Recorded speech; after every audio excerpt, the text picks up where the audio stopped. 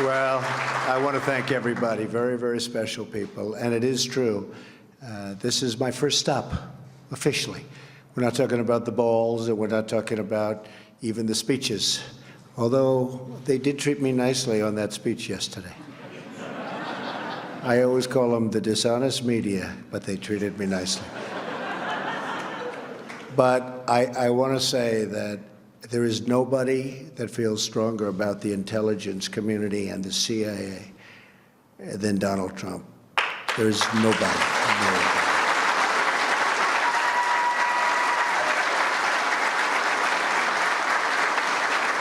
And the wall behind me is very, very special. We've been touring for quite a while. And I'll tell you what, 29? I can't believe it. Oh, 28. We better reduce it. But that's amazing. And we really appreciate what you've done in terms of showing us something very special. And your whole group. These are really special, amazing people. Very, very few people could do the job you people do. And I want to just let you know, I am so behind you.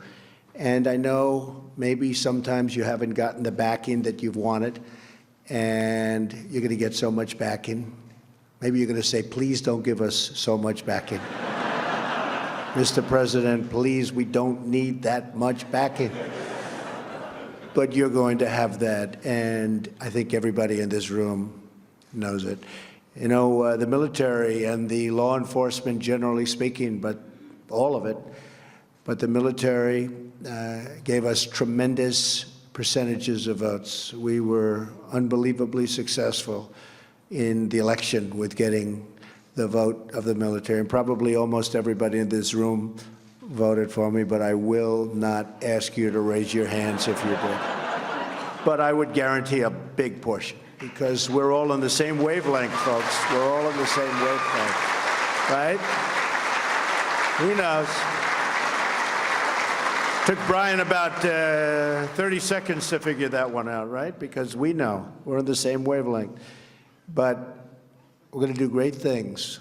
We're going to do great things. We've been fighting these wars for longer than any wars we've ever fought. We have not used the real abilities that we have. We've been restrained. We have to get rid of ISIS. We have to get rid of ISIS. We have no choice. Radical Islamic terrorism, and I said it yesterday, has to be eradicated, just off the face of the earth. This is evil. This is evil. And, you know, I can understand the other side. We can all understand the other side. There can be wars between countries. There can be wars. You can understand what happened. This is something nobody can even understand. This is a level of evil that we haven't seen. And you're going to go to it, and you're going to do a phenomenal job, but we're going to end it. It's time. It's time right now to end it. You have somebody coming on who is extraordinary. You know, for the different positions of secretary of this and secretary of that and all of these great positions, I'd see 5, 6, 7, 8 people. And we had a great transition. We had an amazing team of talent. And by the way, General Flynn is right over here. Put up your hand, Mike. What a good guy.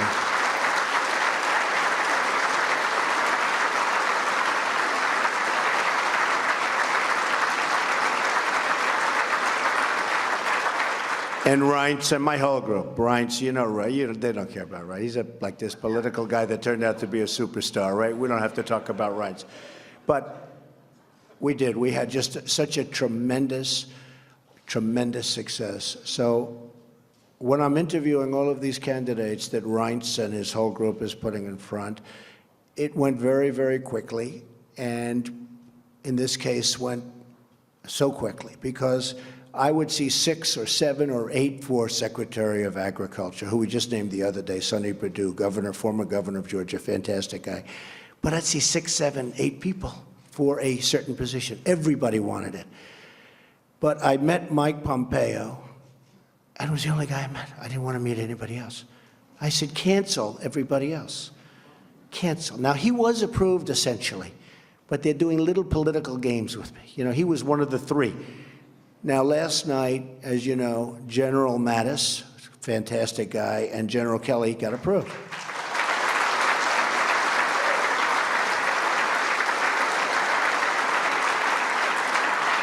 And Mike Pompeo was supposed to be in that group. It was going to be the three of them. Can you imagine all of these guys?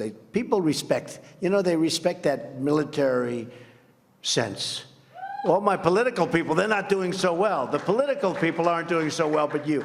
We're going to get them all through, but some will take a little bit longer than others. But Mike was literally, I had a group of we have 9 different people.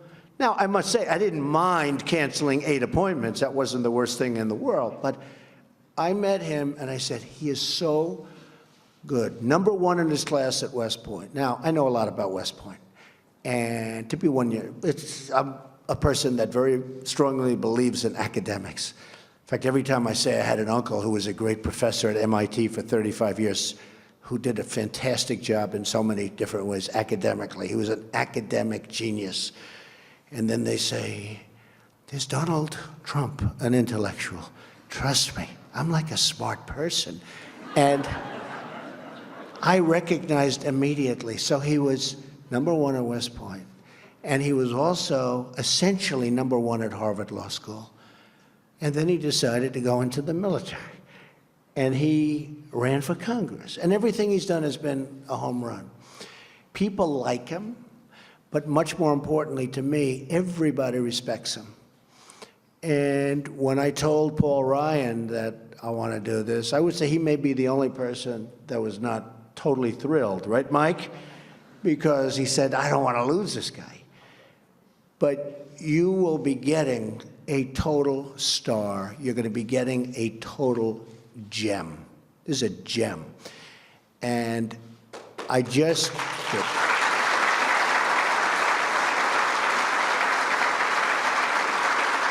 You'll see. You'll see. And many of you know him anyway, but you're going to see. And again, we have some great people going in, but this one is something going to be very special because this is one, if I had to name the most important, this would certainly be perhaps, you know, in certain ways you could say my most important. You do the job like everybody in this room is capable of doing. There can be, and the generals are wonderful and the fighting is wonderful, but if you give them the right direction, boy, does the fighting become easier. And boy, do we lose so fewer lives and win so quickly. And that's what we have to do. We have to start winning again. You know, when I was young, and when I was, of course, I feel young. I feel like I'm 30, 35, 39. Somebody said, are you young? I said, I think I'm young. You know, I was stopping when we were in the final month of that campaign, 4 stops, 5 stops, 7 stops, speeches in front of 25, 30,000 people, 15,000, 19,000 from stop to stop. I feel young. But when I was young, and I think we're all sort of young, when I was young, we were always winning things in this country. We'd win with trade. We'd win with wars. At a certain age, I remember hearing from one of my instructors, the United States has never lost a war. And then after that, it's like, we haven't won anything. We don't win anymore. The old expression, to the victor belong the spoils. You remember I always used to say, keep the oil. I wasn't a fan of Iraq. I didn't want to go into Iraq. But I will tell you, when we were in, we got out wrong. And I always said, in addition to that, keep the oil. Now, I said it for economic reasons. But if you think about it, Mike, if we kept the oil, you probably wouldn't have ISIS because that's where they made their money in the first place. So we should have kept the oil. But, okay. Maybe you'll have another chance. But the fact is, you should have kept the oil. I believe that this group is going to be one of the most important groups in this country toward making us safe, toward making us winners again, toward ending all of the problems. We have so many problems that are interrelated that we don't even think of, but interrelated to the kind of havoc and fear that this sick group of people has caused. So I can only say that I am with you 1,000%. And the reason you're my first stop is that, as you know, I have a running war with the media. They are among the most dishonest human beings on earth. Right?